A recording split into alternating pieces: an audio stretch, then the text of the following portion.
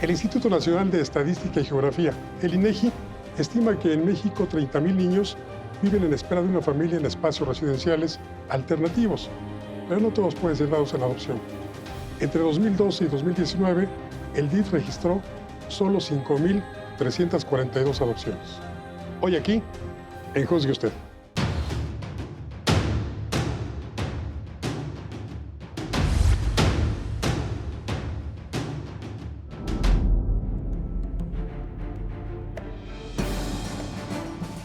César Rocío Gándara, bienvenida, buenas noches. Muchas gracias, buenas noches. Gracias por estar aquí. Usted, abogada litigante. Así es.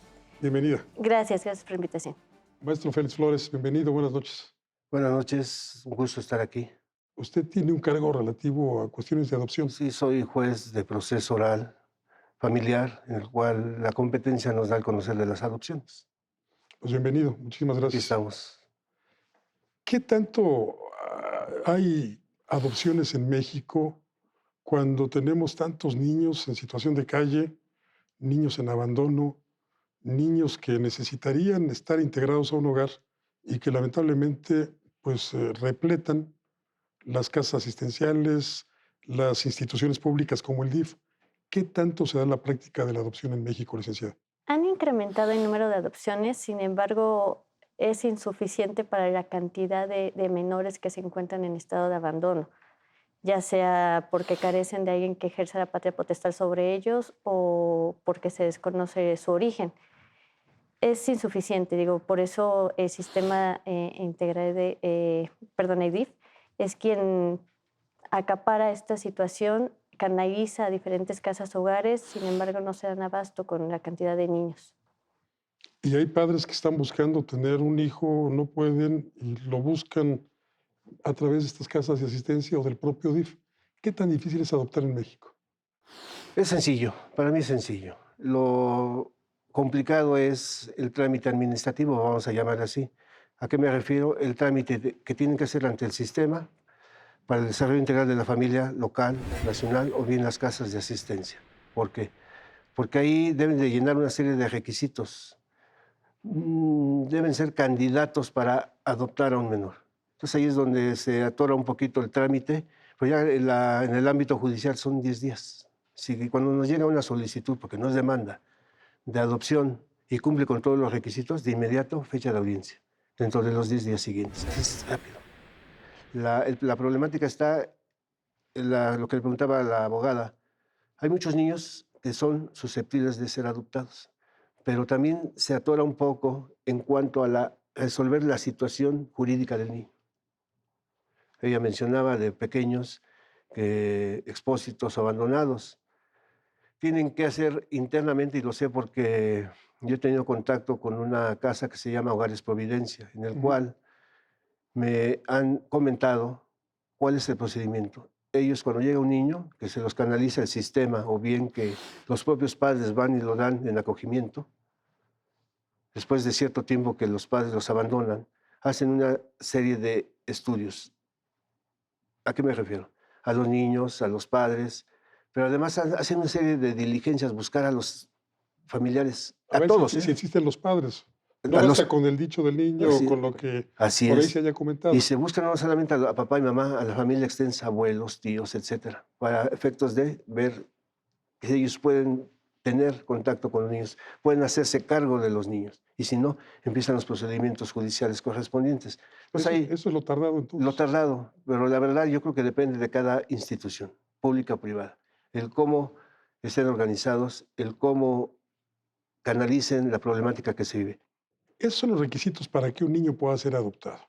El que no haya quien se haga cargo de él, en primer lugar, que no ejerza la patria potestad, y luego familiares que no puedan hacerse cargo de él. Pero, ¿cuáles serían los requisitos para alguien que quiere adoptar?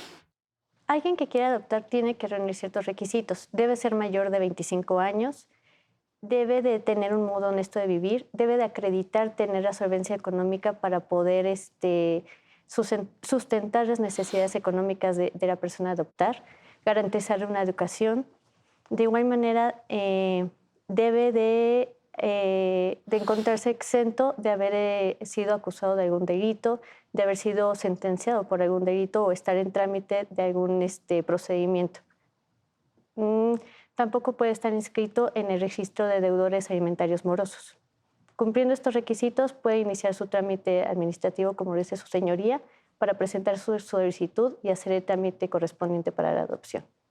¿Cuántos, hay un límite para adoptar niños? Digamos, usted ya adoptó uno, ¿ya no puede adoptar más? La única limitación que establece la legislación civil es que una persona no puede ser adoptada por más de 2 personas, excepto cuando se trate de un matrimonio o de una relación de concubinato. Yo puedo adoptar. Ya tengo una adopción, puedo optar por una persona más para adoptar. Aquí es importante en la pregunta que le hizo a la abogada Sí. en cuanto a los requisitos, cambian de acuerdo al tipo de adopción. Hay adopción nacional, internacional y por extranjeros. Me refiero, depende a quién y quién va a adoptar, es los requisitos que yo tengo que cumplir, pero en esencia son los que ya mencionó. Aparte, nomás cabe agregar el estudio psicológico y de trabajo social. Sobre todo, que tengan una solvencia moral, capacidad moral, dice la ley, para proveer una familia estable al menor. Y sobre todo, ponderar por sobre todas las cosas el interés superior del niño. Últimamente se ha desatado una discusión sobre la posibilidad de que parejas homoparentales puedan adoptar. En ese sentido, ¿qué dice la legislación?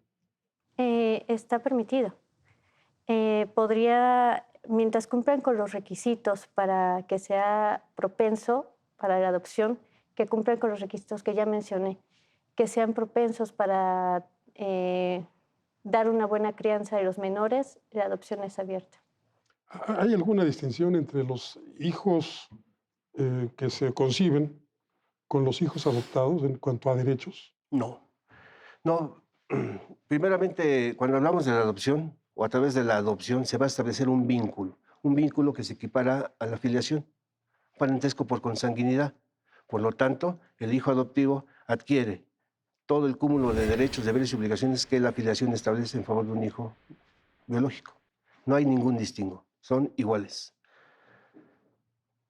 Lo que le preguntaba a la abogada, si partimos de cuáles son los requisitos que la ley sustantiva exige y el código adjetivo plantea, Ujú.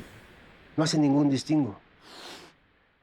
Escucho y digo, se pondera el interés superior del menor por cualquier derecho que esté o pueda estar por encima de él. No, es el derecho del niño a reintegrarse a una familia. Es naturaleza restitutiva. ¿Qué implica esto? Que es restituirle al niño un hogar del cual fue privado, en el cual pueda vivir, crecer, desarrollarse de manera amplia, de manera íntegra. Esto acorde con una norma fundamental, el artículo 4 constitucional, que establece el principio del interés superior de la niñez. Entonces, eso es muy importante.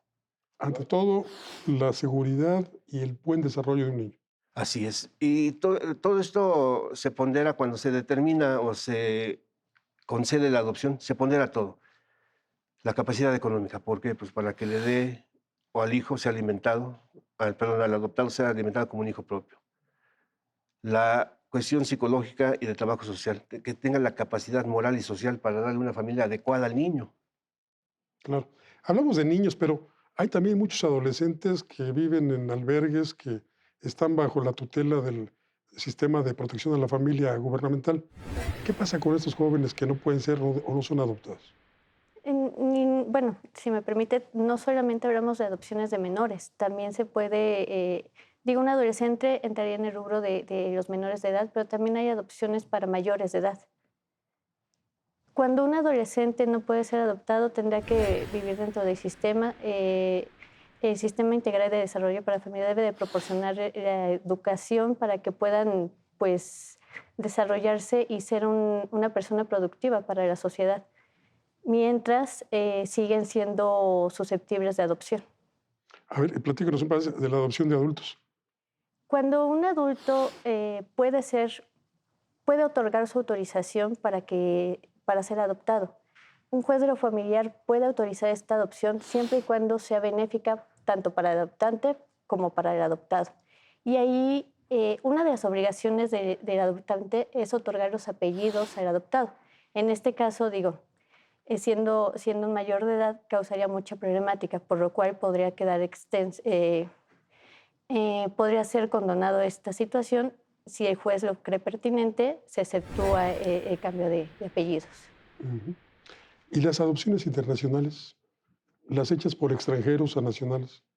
De entrada digo, la que solicitan los extranjeros se diferencia de la internacional, que la persona que solicita la adopción tiene su residencia habitual aquí en la Ciudad de México. Los extranjeros tienen su residencia habitual fuera del territorio nacional. ¿Cuál es la legislación que se aplica? A la internacional, los tratados internacionales que hayan sido celebrados por el Estado mexicano bajo el principio de bilateralidad y en algunas disposiciones del Código Civil. La que solicitan extranjeros, pues, se le aplica el Código Civil. En esencia, son todos los requisitos que marca la norma sustantiva, la norma adjetiva y en la internacional los tratados internacionales. Pero es lo mismo. ¿A quién se puede adoptar? Los menores de edad, menores de 18 años. Un adulto o mayor de edad capaz e incapaz. ¿Sí? ¿Qué es lo que he señalado? El interés superior del niño, pero es niños, niñas y adolescentes. El interés superior de toda la niñez, de todos los menores de edad. Me ha tocado asuntos en los que me piden la adopción de un incapaz, ya mayor de edad. ¿Quién lo hace? Su tutor, porque ahí también ¿quién puede adoptar?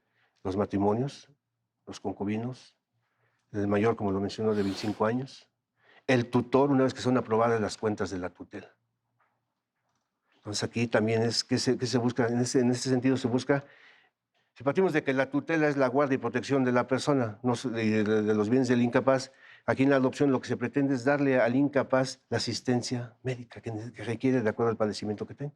Entonces, no hay ninguna diferencia excepto en cuanto al tipo de adopción y que se varía o diferencia en los requisitos, que en esencia son los mismos. ¿Quién puede adoptar y qué debo de justificar?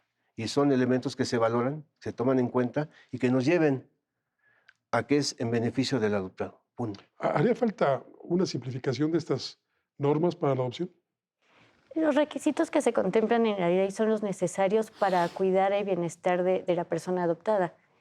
A lo mejor acelerar un poquito los trámites administrativos, porque para que se puedan presentar ante un juez a solicitar la adopción, previamente tuvieron que haber hecho estudios socioeconómicos, psicológicos, como dice su señoría, tuvieron que haber ya cumplido con ciertos requisitos para poder presentarse ante él. Entonces, a lo mejor agilizar un poquito ese trámite. Menos burocrático. Exacto, exactamente. El trámite es muy burocrático, se lleva mucho tiempo. El procedimiento ante el juzgado es rápido, pero el trámite que hay antes de eso es tardado. Muchísimas gracias, licenciada Gándara, por estar aquí. Gracias a usted. Buenas noches. Buenas noches. Maestro Flores, gracias. Buenas noches. Un placer, buenas noches. Gracias. Llevar a cabo una adopción en México es relativamente fácil en un juzgado. Lo que nos dilata son los trámites burocráticos que hay que sortear para llegar a esta última instancia.